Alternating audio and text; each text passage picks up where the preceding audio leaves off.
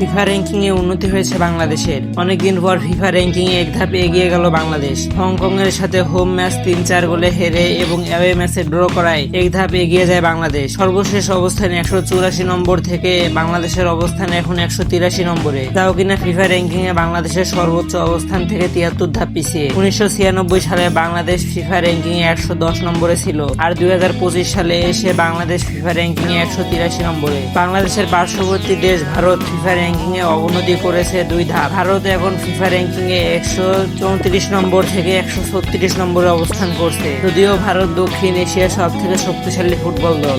দক্ষিণ আমেরিকার দেশ আর্জেন্টিনার ফিফা র্যাঙ্কিং এ উন্নতি হয়েছে এক ধাপ। ফ্রান্সকে পিছনে ফেলে আর্জেন্টিনা এখন ফিফা র্যাঙ্কিং এ 2 নম্বরে অবস্থান করছে। বাংলাদেশ এবং আর্জেন্টিনার ফিফা র্যাঙ্কিং এ উন্নতি হলেও বিপরীত চিত্র দেখা যায় ব্রাজিলের ক্ষেত্রে। ব্রাজিল দল 6 নম্বর থেকে এক ধাপ পিছিয়ে এখন 7 নম্বরে অবস্থান করছে। ব্রাজিলের স্থান দখল করেছে নেদারল্যান্ড। ফিফা র্যাঙ্কিং এ এখন 1 নম্বরে স্পেন, 2 নম্বরে আর্জেন্টিনা, 3 নম্বরে ফ্রান্স, 5 নম্বরে পর্তুগাল, 7 নম্বরে ব্রাজিল, 136 নম্বরে ভারত এবং 183 নম্বরে বাংলাদেশ অবস্থান করছে। খেলাধুলা বিষয়ে নিত্য নতুন আপডেট পেতে চাইলে আমাদের টি টাইম স্পোর্টস চ্যানেলটিকে সাবস্ক্রাইব করে রাখতে পারেন।